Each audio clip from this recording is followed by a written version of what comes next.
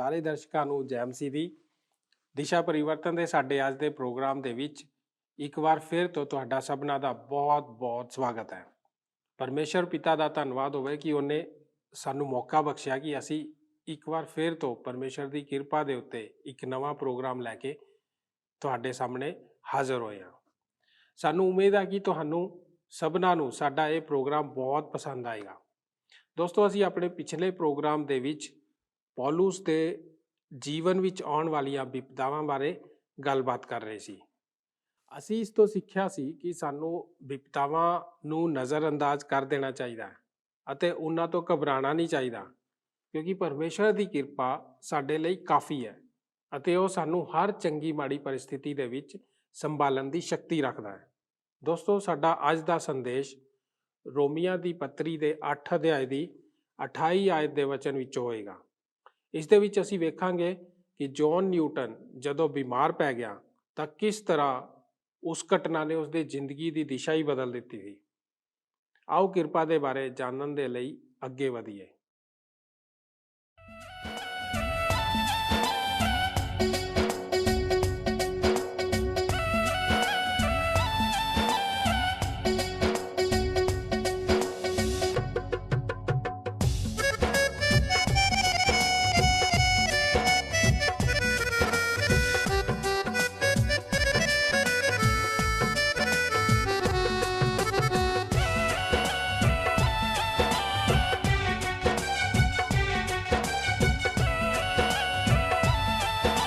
ओ रब्बा मेरे मेहर करी, तेरे दर ते खड़ा मैं दीवाना।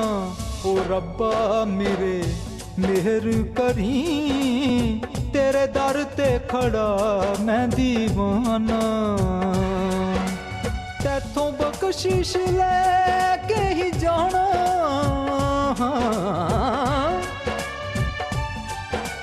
तैथों बख्शिश लेके ही जाना, ते खाली हाथ नहीं जाना।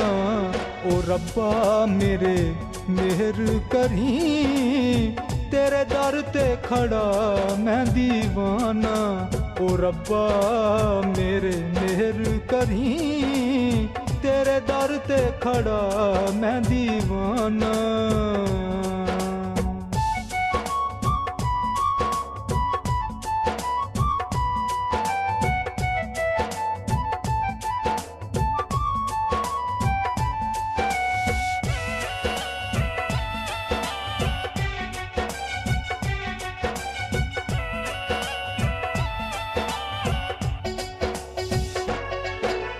तेरे नाम उत्ते लाई असी सारी जिंदगानी, तेरे नाम उत्ते लाई असी सारी जिंदगानी। आप हथीं अज लिख एह अमर कहानी, एह अमर कहानी, एह अमर कहानी। ओ रब्बा मेरे मेहर करी, तेरे बिन मेरा मुल नहीं आना। ओ रब्बा मेरे मेहर करी, तेरे दर ते खड़ा मैं दीवाना।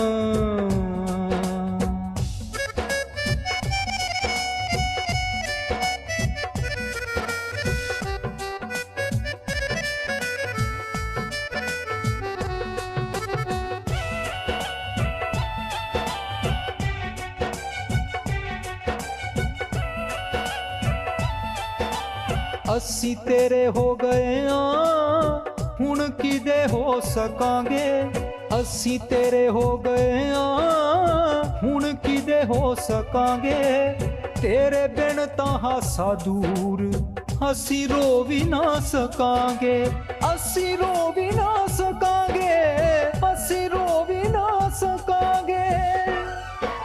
ओ रब्बा मेरे मेहर करी, असी घर तेरे नाल ही बसौना। ओ रब्बा मेरे मेहर करी, तेरे दर ते खड़ा मैं दीवाना।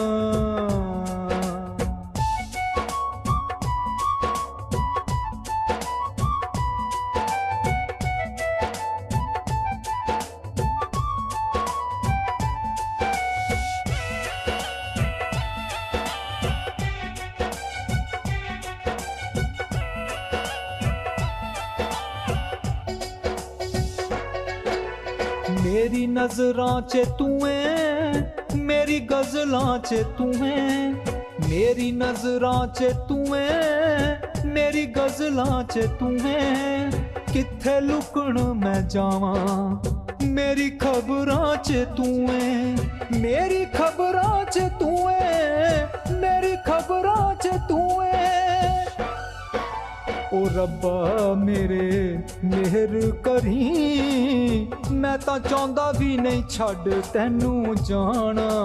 ਓ ਰੱਬਾ ਮੇਰੇ ਮਿਹਰ ਕਰੀ, ਤੇਰੇ ਦਰ ਤੇ ਖੜਾ ਮੈਂ ਦੀਵਾਨਾ। ਓ ਰੱਬਾ ਮੇਰੇ।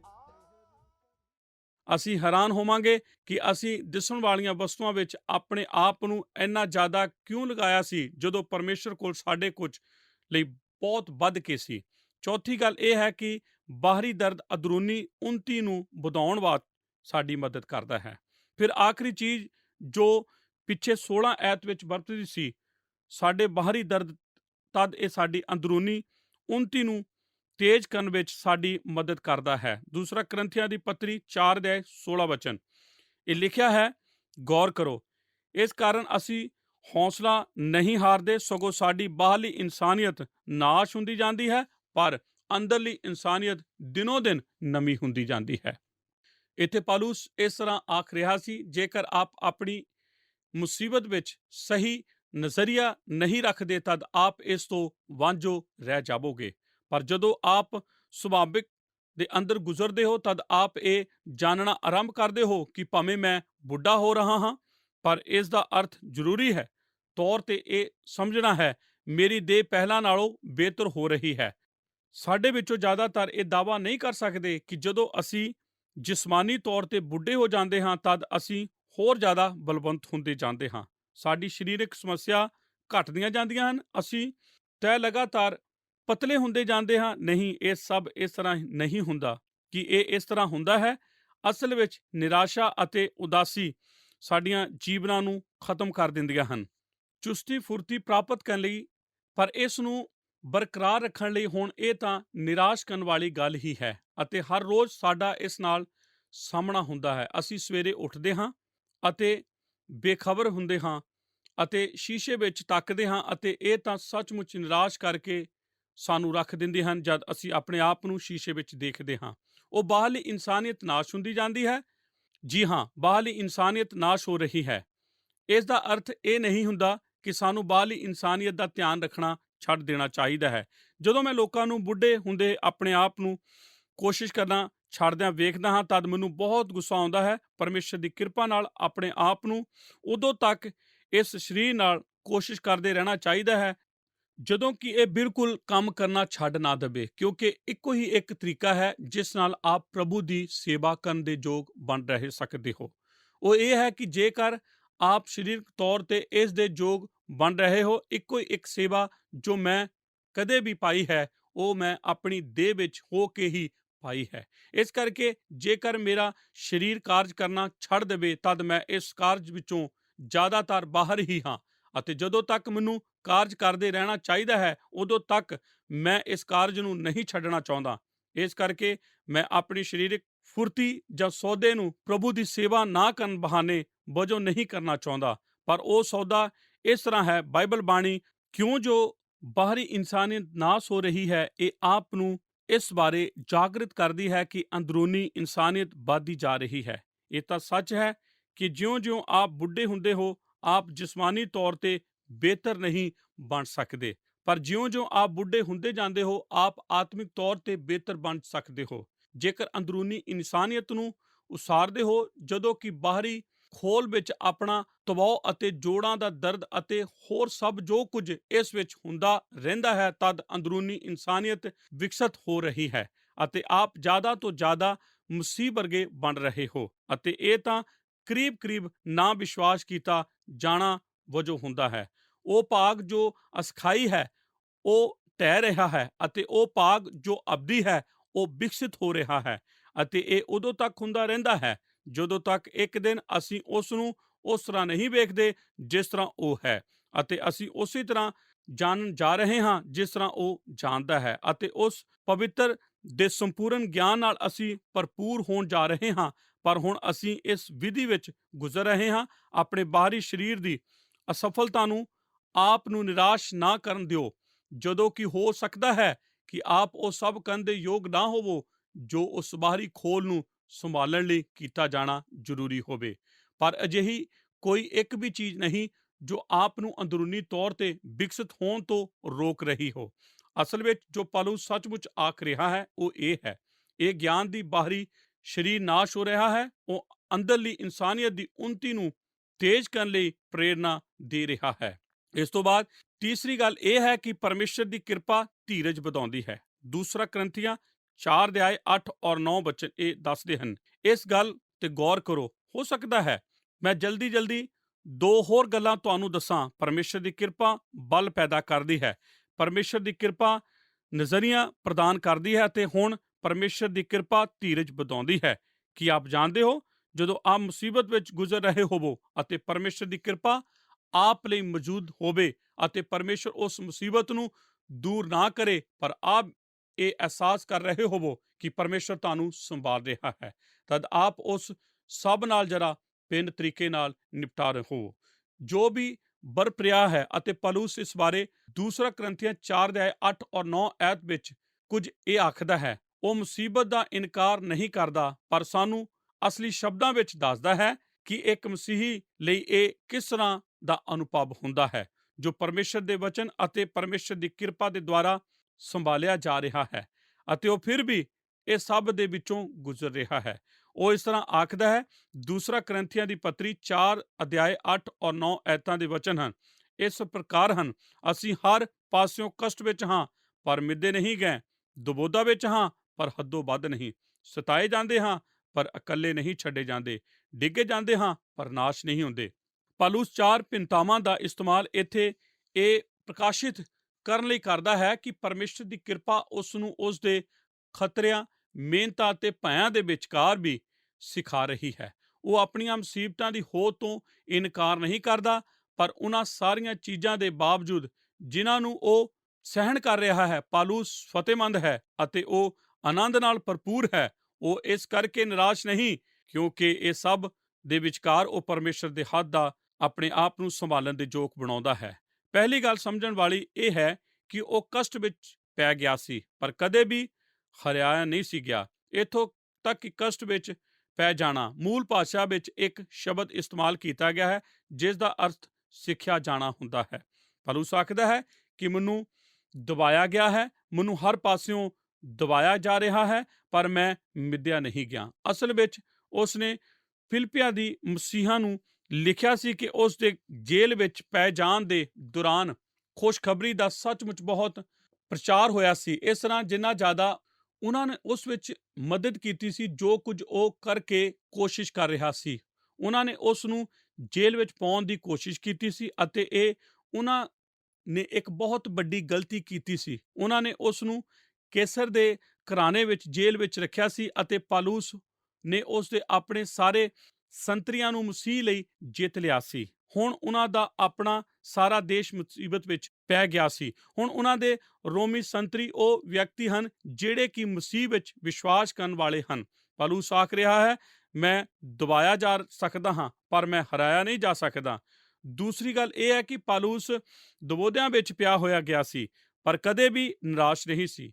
ਕਈ ਇਹੋ ਜਿਹੇ ਮੌਕੇ ਆਏ ਸਨ ਜਦੋਂ ਪੌਲੁਸ ਨੇ ਨਹੀਂ ਸੀ ਪਤਾ ਕਿ ਉਹ ਕੀ ਕਰੇ, ਪਰ ਕਦੇ ਵੀ ਇਹੋ ਜਿਹਾ ਕੋਈ ਸਮਾਂ ਨਹੀਂ ਸੀ ਜਦੋਂ ਉਸ ਨੂੰ ਬਿਨਾਂ ਉੱਤਰ ਦਿੱਤਿਆਂ ਛੱਡ ਦਿੱਤਾ ਗਿਆ ਹੋਵੇ, ਜਦੋਂ ਉਹ ਨਹੀਂ ਸੀ ਜਾਣਦਾ ਕਿ ਕੀ ਕੀਤਾ ਜਾਵੇ, ਪਰ ਉਸ ਬਾਰੇ ਪਰਮੇਸ਼ਰ ਕੋਲ ਇੱਕ ਬਹੁਤ ਵੱਡੀ ਯੋਜਨਾ ਸੀ ਅਤੇ ਪਰਮੇਸ਼ਰ ਨੇ ਉਸ ਦੀ ਮਦਦ ਕੀਤੀ ਸੀ। ਆਪ ਵਿੱਚੋਂ ਕਿੰਨੇ ਕੁ ਜਾਣਦੇ ਹਨ ਕਿ ਜਦੋਂ ਆਪ ਨਹੀਂ ਜਾਣਦੇ ਕੀ ਕੀਤਾ ਜਾਵੇ, ਤਦ ਆਪ ਉਸ ਨੂੰ ਜਾਣਦੇ ਹੁੰਦੇ ਹੋ ਜੋ ਜਾਣਨਾ ਹੁੰਦਾ ਹੈ ਕੀ ਕੀਤਾ ਜਾਵੇ। ਇਸ ਲਈ ਆਪ ਉਸ ਕੋਲ ਜਾਵੋ ਅਤੇ ਕਦੇ-ਕਦੇ ਸਾਡੇ ਲਈ ਇਸ ਨੂੰ ਜਾਣਨਾ ਭਲਾ ਹੁੰਦਾ ਕਿ ਮੇਰੇ ਕੋਲ ਉੱਤਰ ਨਹੀਂ ਹੈ, ਕਿਉਂਕਿ ਜਦੋਂ ਆਪ ਕੋਲ ਉੱਤਰ ਨਾ ਹੋਵੇ ਤਦ ਆਪ ਜ਼ਿਆਦਾ ਪ੍ਰਾਰਥਨਾ ਕਰਨ ਵਾਲੇ ਹੁੰਦੇ ਹੋ। ਆਪ ਉਦੋਂ ਜ਼ਿਆਦਾ ਪ੍ਰਾਰਥਨਾ ਕਰਦੇ ਹੋ ਜਦੋਂ ਆਪ ਨਹੀਂ ਜਾਣਦੇ ਕਿ ਕੀ ਹੋਣਾ ਹੈ। ਕਦੇ-ਕਦੇ ਆਪ ਜਨਮਾਂ ਤੋਂ ਹੀ ਗਿਆਨਵਾਨ ਹੁੰਦੇ ਹੋ, ਜਿਸ ਕਰਕੇ ਅਸੀਂ ਅੱਜ ਸਮੱਸਿਆ ਦਾ ਸਾਹਮਣਾ ਕਰਦੇ ਹਾਂ। ਉਹ ਇਹ ਹੈ ਕਿ ਮੈਂ ਨਹੀਂ ਜਾਣਦਾ ਕੀ ਕੀਤਾ ਜਾਵੇ। ਇਸ ਕਰਕੇ ਆਪ ਨੂੰ ਪ੍ਰਾਰਥਨਾ ਕਰਨੀ ਚਾਹੀਦੀ ਹੈ। ਤੀਸਰੀ ਗੱਲ ਇਹ ਹੈ ਕਿ ਉਹ ਸਤਾਇਆ ਗਿਆ ਪਰ ਛੱਡਿਆ ਨਹੀਂ ਗਿਆ। ਇੱਥੇ ਉਹ ਸ਼ਬਦ ਕੋਸ਼ ਸਤਾਏ ਜਾਣ ਲਈ ਇਸਤੇਮਾਲ ਕੀਤਾ ਗਿਆ ਹੈ। ਉਸ ਦਾ ਅਰਥ ਹੁੰਦਾ ਹੈ ਪਿਛਾਂਹ ਕਰਨਾ। ਪੌਲੁਸ ਦੇ ਹਮੇਸ਼ਾ ਹੀ ਉਹ ਲੋਕ ਪਿੱਛੇ ਪੈ ਰਹਿੰਦੇ ਸਨ ਜੋ ਕਿ ਉਸ ਦੀ ਗਵਾਹੀ ਨੂੰ ਦਬਾਉਣ ਦੀ ਇੱਛਾ ਰੱਖਦੇ ਸਨ। ਉਸ ਦੇ ਵੈਰੀ ਦਿਨ ਰਾਤ ਉਸ ਦੇ ਪਿੱਛੇ ਪੈ ਰਹਿੰਦੇ ਸਨ, ਪਰ ਕਦੇ ਵੀ ਪਰਮੇਸ਼ਰ ਵੱਲੋਂ ਉਹ ਛੱਡਿਆ ਅਤੇ ਤਿਆਗਿਆ ਨਹੀਂ ਗਿਆ ਸੀ। ਪਰਮੇਸ਼ਰ ਦੀ ਕਿਰਪਾ ਉਸ ਦੀ ਹਰ ਜ਼ਰੂਰਤ ਨੂੰ ਪੂਰਾ ਕਰਨ ਲਈ ਕਾਫੀ ਸੀ ਅਤੇ ਪ੍ਰਭੂ ਨੇ ਕਦੇ ਵੀ ਉਸ ਨੂੰ ਇਕੱਲਿਆ ਨਹੀਂ ਸੀ ਛੱਡਿਆ। ਚੌਥੀ ਗੱਲ ਇਹ ਹੈ ਕਿ ਉਸ ਨੂੰ ਸੁੱਟਿਆ ਗਿਆ ਸੀ ਪਰ ਕਦੇ ਵੀ ਨਾਸ਼ ਨਹੀਂ ਹੋਇਆ ਸੀ। ਇਹ ਤਾਂ ਮੈਨੂੰ ਬਹੁਤ ਪਸੰਦ ਹੈ। ਉਸ ਨੂੰ ਡੇਗਿਆ ਗਿਆ ਸੀ ਪਰ ਉਹ ਕਦੇ ਵੀ ਨਾਸ਼ ਨਹੀਂ ਸੀ ਹੋਇਆ। ਉਹ ਤਾਂ ਸੱਚਮੁੱਚ ਇਹੋ ਹੀ ਆਖਦਾ ਹੈ ਕਿ ਉਸ ਨੇ ਹੇਠਾਂ ਸੁੱਟਣ ਲਈ ਧੱਕੇ ਮਾਰੇ ਗਏ ਸਨ ਪਰ ਉਹ ਕਦੇ ਵੀ ਨਾਸ਼ ਨਹੀਂ ਸੀ ਕੀਤਾ ਗਿਆ। ਆਪ ਵਿੱਚੋਂ ਕਿੰਨੇ ਇਹ ਜਾਣਦੇ ਹਨ ਇੱਕ ਮਸੀਹੀ ਵਜੋਂ ਕਦੇ-ਕਦੇ ਆਪ ਨੂੰ ਡੇਗਿਆ ਜਾਂਦਾ ਹੈ ਪਰ ਆਪ ਤਾਂ ਕਦੇ ਵੀ ਨਾਸ਼ ਨਹੀਂ ਹੁੰਦੇ।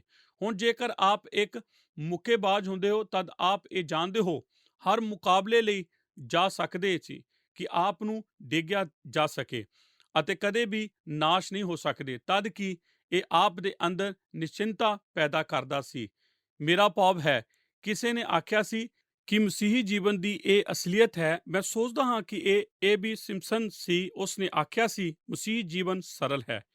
ਇਹ ਹੇਠਾਂ ਡਿੱਗਣ ਅਤੇ ਫਿਰ ਉੱਠਣਾ ਹੈ, ਹੇਠਾਂ ਡਿੱਗਣਾ ਫਿਰ ਉੱਠਣਾ, ਹੇਠਾਂ ਡਿੱਗਣਾ ਅਤੇ ਫਿਰ ਉੱਠਣਾ ਜਦੋਂ ਤੱਕ ਅਸੀਂ ਸਵਰਗ ਤੱਕ ਨਹੀਂ ਪਹੁੰਚ ਜਾਂਦੇ। ਉਸ ਨੇ ਇਹੋ ਆਖਿਆ ਸੀ ਕਿ ਇਹ ਸੱਚ ਹੈ। ਇਹ ਤਾਂ ਹੇਠਾਂ ਡਿੱਗਣਾ ਅਤੇ ਉੱਠਣਾ, ਹੇਠਾਂ ਡਿੱਗਣਾ ਅਤੇ ਉੱਠਣਾ, ਹੇਠਾਂ ਡਿੱਗਣਾ ਅਤੇ ਫਿਰ ਉੱਠਣਾ ਸਵਰਗ ਦੇ ਸਾਰੇ ਰਾਸਤੇ ਵਿੱਚ। ਪਰ ਇਸ ਵਿੱਚ ਮੁੱਖ ਗੱਲ ਇਹ ਹੈ ਕਿ ਆਪ ਕਦੇ ਵੀ ਨਾਸ਼ ਕੀਤੇ ਨਹੀਂ ਜਾਂਦੇ। ਇਹ ਜਗਤ ਦੇ ਅਤੇ ਉਹ ਸਭ ਜੋ ਇਸ ਦੇ ਪਿੱਛੇ ਚੱਲਦੇ ਹਨ ਉਹ ਹਮੇਸ਼ਾ ਨਾਸ਼ ਕੀਤੇ ਜਾਂਦੇ ਹਨ। ਪਰ ਜੇਕਰ ਆਪ ਮਸੀਹ ਹੋ ਆਪ ਬਿਪਤਾ ਵਿੱਚ ਤਾਂ ਪਾਓਗੇ, ਪਰ ਇਹ ਅੰਤ ਵਿੱਚ ਬਿਪਤਾ ਨਹੀਂ ਹੋਵੇਗੀ ਕਿਉਂਕਿ ਅੰਤ ਦਾ ਨਿਪਟਾਰਾ ਤਾਂ ਸਵਰਗ ਵਿੱਚ ਹੀ ਕੀਤਾ ਜਾਂਦਾ ਹੈ। ਅਗਲੀ ਗੱਲ ਇਹ ਹੈ ਕਿ ਪਰਮੇਸ਼ਰ ਦੀ ਕਿਰਪਾ ਉਸਤਿਤ ਨੂੰ ਉਤਸ਼ਾਹਿਤ ਕਰਦੀ ਹੈ। ਦੂਸਰਾ ਕਰੰਥੀਆਂ 4 ਅਧਿਆਏ 7 ਵਚਨ, 10 ਵਚਨ, 12 ਅਧਿਆਏ 9 ਵਚਨ। ਹੁਣ ਇਹ ਇਸ ਪ੍ਰੋਗਰਾਮ ਦੀ ਇੱਕ ਆਖਰੀ ਗੱਲ ਹੈ ਕਿ ਪਰਮੇਸ਼ਰ ਦੀ ਕਿਰਪਾ ਉਸਤਿਤ ਨੂੰ ਉਤਸ਼ਾਹਿਤ ਕਰਦੀ ਹੈ। ਪੌਲੁਸ ਦੁਆਰਾ ਕਰੰਥੀਆਂ ਨੂੰ ਲਿਖੀ ਦੂਸਰੀ ਪੱਤਰੀ ਦੇ ਜਦੋਂ ਇਹਨਾਂ ਦੇ ਭਾਗਾਂ ਵੱਲ ਪਿੱਛੇ ਝਾਤੀ ਮਾਰਦੇ ਹਾਂ ਤਦ ਇਸ ਵਿੱਚ ਪਾਈਆਂ ਜਾਣ ਵਾਲੀਆਂ 3 ਗੱਲਾਂ ਬਾਰੇ ਜ਼ਿਕਰ ਕਰਨਾ ਚਾਹਾਂਗੇ। ਇਸ ਸੰਦੇਸ਼ ਦੇ ਆਖਰੀ ਵਿੱਚੋਂ ਮੈਂ ਵਿਕਾਰਨ ਵਾਲੇ ਜ਼ਿਆਦਾ ਧਿਆਨ ਨਹੀਂ ਸੀ ਖਿੱਚਣਾ ਚਾਹੁੰਦਾ, ਪਰ ਇਹ ਸੱਚਮੁੱਚ ਮਹੱਤਵਪੂਰਨ ਹੈ ਤਾਂ ਜੋ ਆਪ ਬਾਈਬਲ ਬਾਣੀ ਦੇ ਇਸ ਭਾਗ ਦੇ ਮਹੱਤਵ ਨੂੰ ਸਮਝ ਸਕੋਗੇ। ਦੂਸਰੀ ਕਰੰਥੀਆਂ ਦੀ ਪੱਤਰੀ ਵਿੱਚ 2 ਵਾਰ 4 ਅਧਿਆਏ ਵਿੱਚ ਅਤੇ 1 ਵਾਰ 12 ਅਧਿਆਏ ਵਿੱਚ ਪੌਲੁਸ ਜਦੋਂ ਸ਼ਬਦ ਦਾ ਇਸਤੇਮਾਲ ਕਰਦਾ ਹੈ, ਇਹ ਸ਼ਬਦ ਇੱਕ ਉਦੇਸ਼ ਨੂੰ ਦਰਸਾਉਂਦਾ ਹੈ। ਇਸ ਦਾ ਅਰਥ ਹੈ ਜਦੋਂ ਆਪ ਉਸ ਸ਼ਬਦ ਨੂੰ ਤੱਕਦੇ ਹੋ ਜੋ ਇਸ ਤੋਂ ਬਾਅਦ ਆਉਂਦਾ ਹੈ, ਉਹੀ ਉਹ ਉਦੇਸ਼ ਹੈ ਜਿਸ ਲਈ ਇਹ ਆਖਿਆ ਗਿਆ ਹੈ। ਇਸ ਤਰ੍ਹਾਂ ਇਹਨਾਂ ਤਿੰਨਾਂ ਵਿਆਖਿਆ ਵਿੱਚੋਂ ਤਿੰਨੇ ਉਦੇਸ਼ ਹਨ ਅਤੇ ਮੈਂ ਚਾਹੁੰਦਾ ਹਾਂ ਕਿ ਆਪ ਵੇਖੋ ਕਿ ਇਹ ਕੀ ਹਨ। ਇਹ ਤਾਂ ਬਹੁਤ ਹੈਰਾਨ ਕਰਨ ਵਾਲੀ ਚੀਜ਼ ਹੈ ਕਿ ਉਹ ਕਰੀਬ-ਕਰੀਬ ਇੱਕ ਸਮਾਨ ਹਨ। ਪਰਮੇਸ਼ਰ ਇਸ ਤਰ੍ਹਾਂ ਕਾਰਜ ਕਿਉਂ ਕਰਦਾ ਹੈ? ਉਹ ਸਾਡੀਆਂ ਮੁਸੀਬਤਾਂ ਨੂੰ ਦੂਰ ਕਿਉਂ ਨਹੀਂ ਕਰ ਦਿੰਦਾ? ਉਹ ਸਾਡੇ ਉੱਤੇ ਕਿਰਪਾ ਕਿਉਂ ਨਹੀਂ ਕਰਦਾ ਅਤੇ ਸਾਡੀਆਂ ਮੁਸੀਬਤਾਂ ਨੂੰ ਕਿਉਂ ਵਧਾਈ ਰੱਖਦਾ ਹੈ? ਉਹ ਇਹ ਸਭ ਕਿਉਂ ਕਰਦਾ ਹੈ? 3 ਵਾਰ ਅਸੀਂ ਇਹ ਪੜ੍ਹਦੇ ਹਾਂ। ਦੂਸਰਾ ਕਰੰਥੀਆਂ 4 ਅਧਿਆਏ 7 ਵਚਨ, ਤਾਂ ਜੋ ਇਸ ਸਾਮਰਥ ਦਾ ਅਤ ਵੱਡਾ ਮਹੱਤਵ ਪਰਮੇਸ਼ਰ ਵੱਲੋਂ ਨਾ ਸਾਡੀ ਵੱਲੋਂ ਮਾਲੂਮ ਹੋਵੇ ਕਿ ਆਪ ਨੇ ਇਸ ਨੂੰ ਸਮਝ ਲਿਆ ਹੈ। ਉਹ ਕਾਰਨ ਜਿਸ ਕਰਕੇ ਪਰਮੇਸ਼ਰ ਇਹ ਕਰਦਾ ਹੈ ਉਹ ਇਹ ਹੈ ਤਾਂ ਕਿ ਅਸੀਂ ਇਹ ਪਛਾਣੀਏ ਕਿ ਇਹ ਸਭ ਉੱਤੇ ਨਿਯੁਕਤ ਰੱਖਣ ਵਾਲਾ ਕੌਣ ਹੈ। ਦੂਸਰਾ ਕਰੰਥੀਆਂ 4 ਅਧਿਆਏ 10 ਤਾਂ ਜੋ ਯਿਸੂ ਦਾ ਜੀਵਨ ਸਾਡੀ ਦੇਹ ਵਿੱਚ ਪ੍ਰਗਟ ਹੋਵੇ। ਪਰਮੇਸ਼ਰ ਇਹ ਕਿਉਂ ਕਰਦਾ ਹੈ?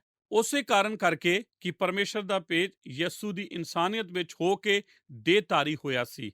ਉਹ ਸਾਨੂੰ ਮੁਸੀਬਤਾਂ ਵਿੱਚੋਂ ਗੁਜ਼ਰਨ ਦਿੰਦਾ ਹੈ ਅਤੇ ਇਸ ਤਰ੍ਹਾਂ ਉਹ ਸਾਨੂੰ ਸਾਡਾ ਬੁੱਧਪਨ ਅਤੇ ਸਾਡੀ ਇਨਸਾਨੀਅਤ ਵੇਖਣ ਦਿੰਦਾ ਹੈ ਅਤੇ ਉਹ ਬਰਪਨ ਦਿੰਦਾ ਹੈ ਤਾਂ ਕਿ ਯਿਸੂ ਦਾ ਤੇਜ ਸਾਡੇ ਰਾਹੀਂ ਚਮਕ ਸਕੇ।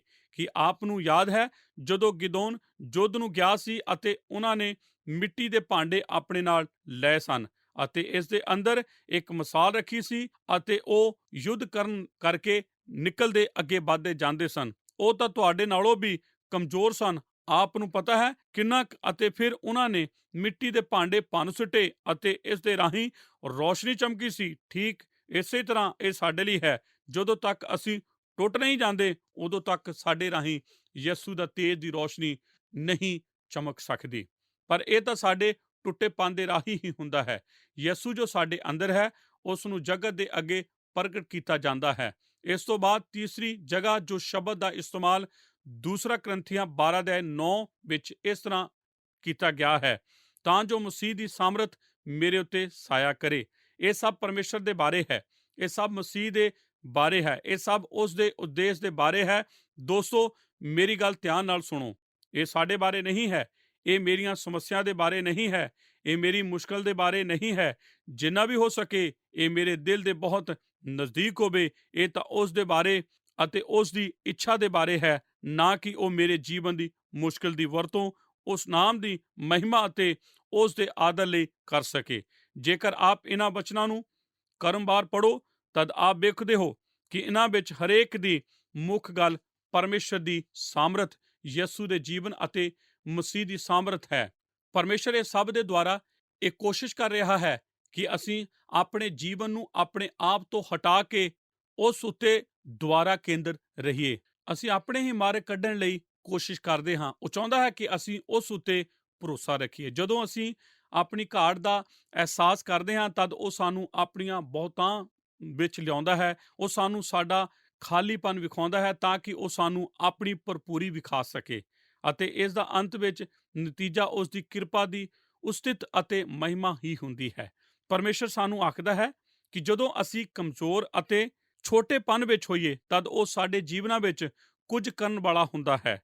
ਉਹ ਸਿਖਾ ਰਿਹਾ ਹੈ ਅਤੇ ਤਿਆਰ ਕਰ ਰਿਹਾ ਹੁੰਦਾ ਹੈ। ਉਹ ਸਾਨੂੰ ਇਸ ਤਰ੍ਹਾਂ ਇਸਤੇਮਾਲ ਕਰਨ ਦੀ ਇੱਛਾ ਰੱਖ ਰਿਹਾ ਹੁੰਦਾ ਹੈ ਜਿਸ ਤਰ੍ਹਾਂ ਉਸਨੇ ਪਹਿਲਾਂ ਕਦੇ ਵੀ ਇਸਤੇਮਾਲ ਨਾ ਕੀਤਾ ਹੋਵੇ।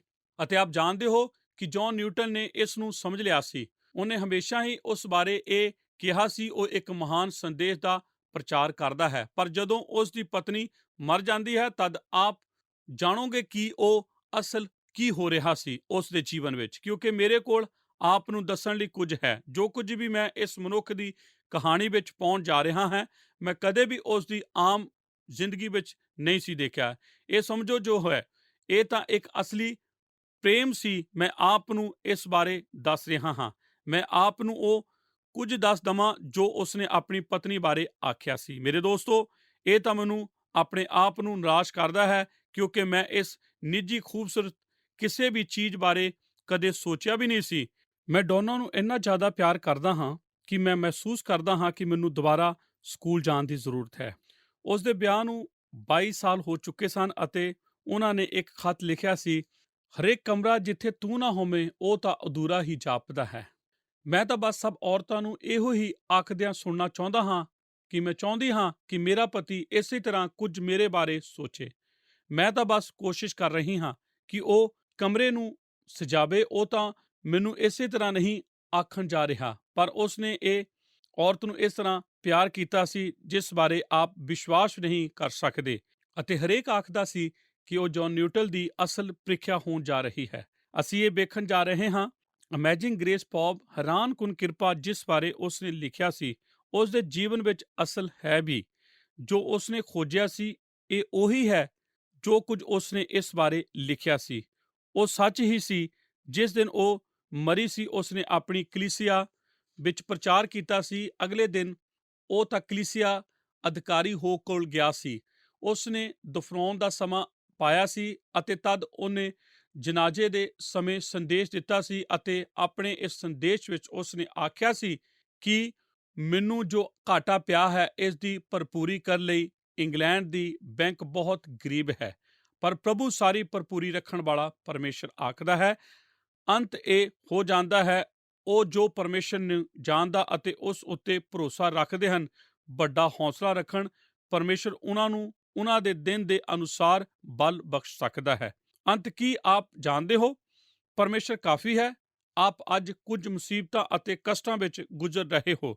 ਮੈਂ ਆਪ ਨੂੰ ਇਹ ਨਹੀਂ ਆਖ ਸਕਦਾ ਕਿ ਪਰਮੇਸ਼ਰ ਉਹਨਾਂ ਨੂੰ ਦੂਰ ਕਰਨ ਜਾ ਰਿਹਾ ਹੈ।